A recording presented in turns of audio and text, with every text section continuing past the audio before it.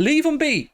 Let the man go about his life. He's made a decision that he'd like a change. We need to respect that. It's just all for clicks after that. This video is being brought to you with thanks to our friends at Surfshark. Surfshark is an app or browser extension that allows you to not only browse the internet entirely anonymously, but also very securely. Surfshark will secure your data with industry-leading measures using uncrackable encryption and the most secure VPN protocols. One subscription with Surfshark will work across all of your devices. I use it for unlocking things like American Netflix. We also use it if we want to watch our Canadian DAZN account and a couple of other bits and pieces. The good news is you can get 83% off. That's right, I did say 83% off.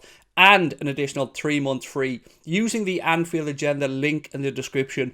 They've also got a really credible and unique 30-day money-back guarantee. If you don't like Surfshark, it doesn't meet your needs, which I'm going to be honest with you, it will and you won't. But if you do, if you want to change, Surfshark give you 30 days to change your mind. Why not give Surfshark a try? You'll be supporting us here at Anfield Agenda and you'll be treating yourself to the best VPN provider out there, bar none. And David Maddock has said Sadio Mane was asking for close to £400,000 per week to sign a 4-year deal to stay at Liverpool. That would work out in total, including bonuses, of around £83 million over the course of the deal.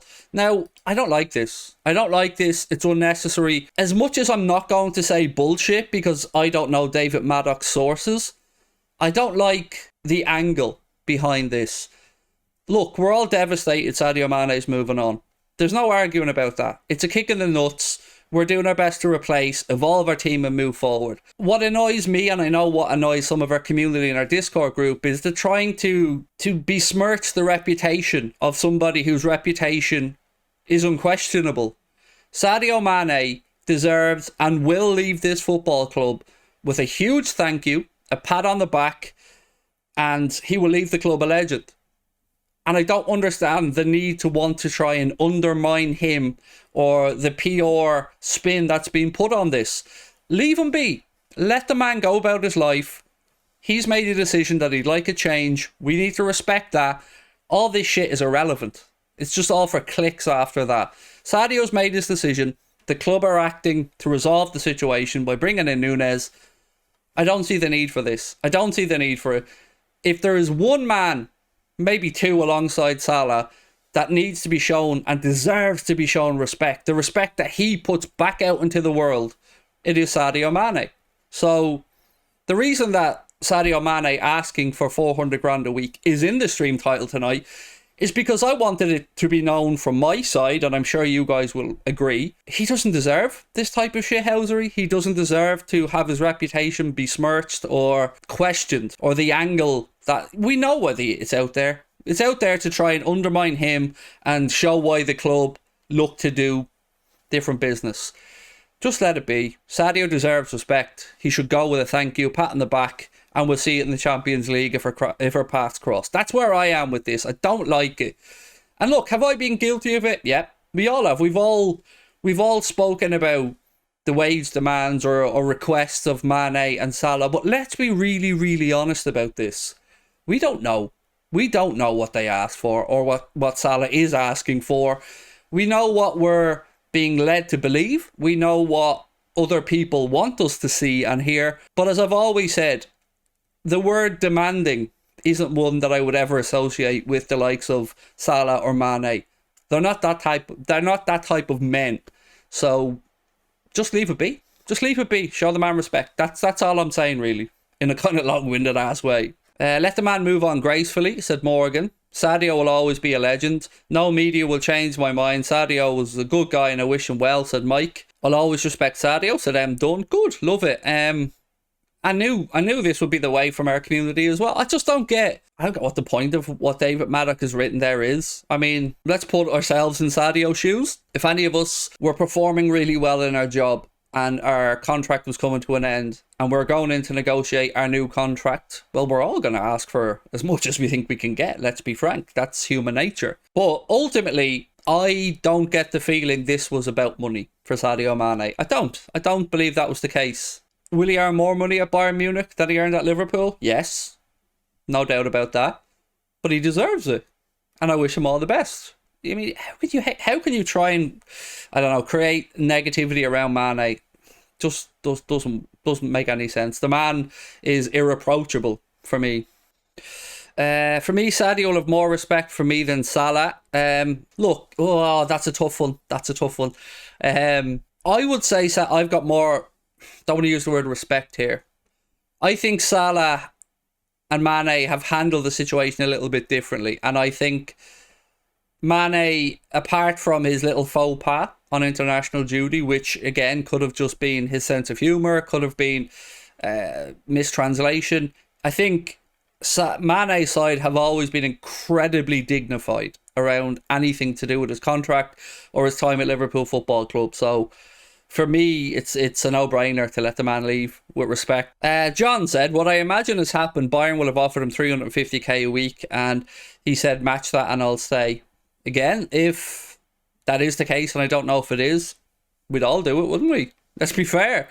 Like, if Chris turned around to me and said, right, another content creator is offering me X amount of money, I want to stay with you guys, can you match that? Then you got a decision to make about whether you think the value's there or not.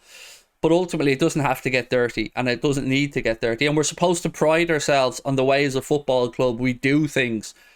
And that needs to start from the very tippity top. You cannot be undermining players by leaking little bits and pieces that you want to friendly media to get your side across. This isn't one of those us or them. This is Sadio.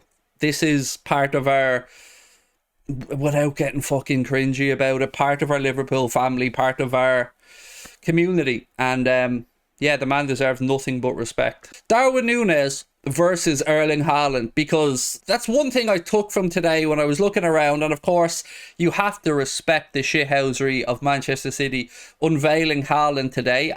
Genuinely, I'm not knocking this. I would think more football clubs should shithouse each other. It got me thinking, and you know, I was reading through Sky Sports app, and you were looking at all the stories. Good for you about Haaland, good for you about Nunez, and you're reading through them, and you're thinking, this has got the juices flowing already for the new season, because you know, we know how competitive it has been between Liverpool and Manchester City on and off the pitch.